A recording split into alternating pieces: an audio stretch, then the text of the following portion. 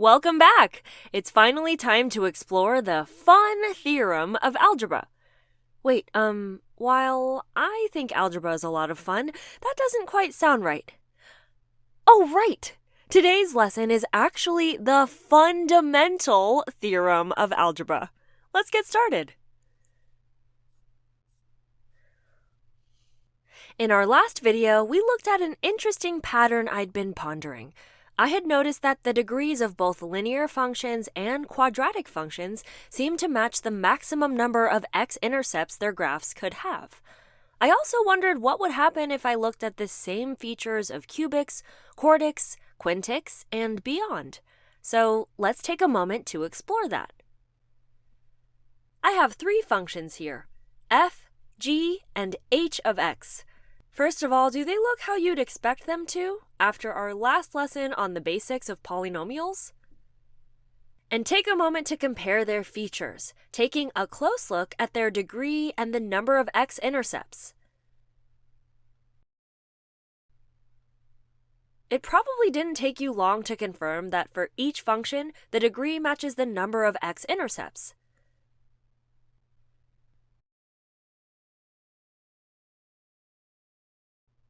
The pattern you're noticing is more than just a pattern. It's actually the fundamental theorem of algebra. The fundamental theorem of algebra says that if p of x is a polynomial function of degree n greater than or equal to 1, then p of x equals 0 has exactly n complex roots. In other words, the degree of a polynomial tells you the number of roots it will have. For example, how many roots does this polynomial have? Its degree is 7. So the fundamental theorem of algebra tells us that it will have exactly 7 complex roots. Or what about this one? It looks a little different because it's already been factored, but see if you can figure out the degree of the leading term. With a little mental math, we know that if we multiplied out all of these factors, our leading term would be x to the 4th, and thus the degree would be 4, and this function must have 4 roots. So whether a polynomial function is in standard form or factored form, we know exactly how many roots it has just by looking at its degree. But maybe you're thinking, wait a minute, B, what about a parabola whose vertex is on the x-axis? It has a degree of 2, but it only has one x-intercept. Well, remember the concept of multiplicity. The multiplicity of a root in a polynomial is the number of times that root appears as a solution of the polynomial equation. If a parabola's vertex is on the x-axis, that root will be double represented in the function. But with multiplicity 2, they represent the same value, which is just a single x-intercept. But wait again, B! What about parabolas that don't touch the x-axis at all? For this one, we need to recall what we've learned about quadratics that don't cross the x-axis. When a quadratic doesn't factor and we turn to the quadratic formula, a negative discriminant confirms for us that the parabola won't cross the x-axis and only has imaginary roots.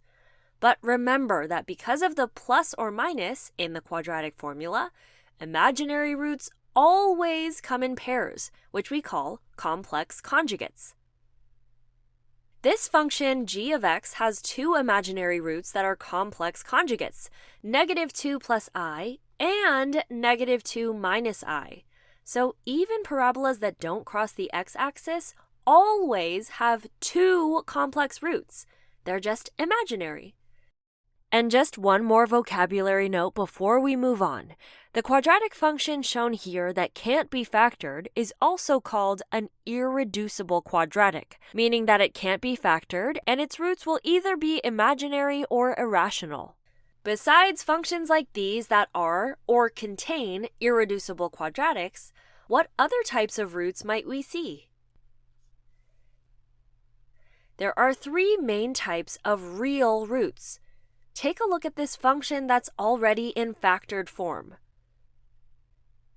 In the same way that the factors of a parabola in factored form represent its x-intercepts, each factor in any polynomial function represents one or more roots of the function. A single linear root like this one will cross through the x-axis. In this case, the intercept is at x equals negative 0.5. A double root, or any root whose multiplicity is an even number, will cause the function to be tangent to the x-axis, meaning that the function will just touch the x-axis at one point, but not actually pass through it, which we see here at x equals 1. And a root with odd multiplicity will cause the function to pass through the x-axis, but like our root here, when the multiplicity is 3, 5, or any higher odd number, it will make what's called a saddle point, like the one you see here at x equals 3. All right, now that we've learned the fundamental theorem of algebra, we know that it essentially tells us that the degree of a polynomial function is the same as its number of roots, and we've seen the types of roots those might be. Let's wrap up our time by using all of that knowledge to graph one last function. How can we use everything we've learned so far to graph a function like this one? Take a moment to write down everything you know about this function in its current form. I noticed that its leading term is a positive quintic, so it must go up on the right and down on the left. I also see that its y-intercept is 90. But what else do we know about it? The fundamental theorem of algebra tells us that it has 5 complex roots. But that doesn't necessarily mean that it crosses the x-axis 5 times. Here are a few examples to show you what I mean. Those 5 complex roots might be 5 real roots. Or, because imaginary roots always come in pairs, it could have 2 imaginary roots and 3 real roots. It might have 4 imaginary roots and 1 real root. Or it might have 1 single root, 1 double root, and 2 imaginary roots. How many times does our function actually cross the x-axis? If I knew how to factor this function, I'd be able to learn a lot more about it, wouldn't I? For example, if I told you that this function factors into x squared plus 2x plus 3 times the factor x plus 3 times x minus 2 times x minus 5, then we could really start to get somewhere, couldn't we? Take a moment now to challenge yourself. Try to determine which of these roots are real roots and then plot them on your coordinate plane. All right, let's see how you did. Did you try factoring this first factor again? You probably figured out that this is, again, an irreducible quadratic, so it represents 2 imaginary roots, which we can't graph. But the other 3 linear factors all represent real numbers. X plus 3 means we'll have an x-intercept at negative 3. X minus 2 means we'll have one at positive 2. And x minus 5 means we'll have a third x-intercept at positive 5. We also know from when the function was in expanded form that its y-intercept will be at 0, 90. And here's what that function looks like with the 3 real roots at negative 3, positive 2, and positive 5. The fundamental theorem of algebra told us that this function would have 5 complex roots, but by factoring it as much as possible and examining those factors, we can see that it has 2 imaginary roots and 3 real roots. Great! We've seen that we can learn a lot more about a function if it's in factored form. But how do we get it from the expanded form into the factored form? Where do I even start? That's a great question, and that's exactly what we'll get into in our next lesson.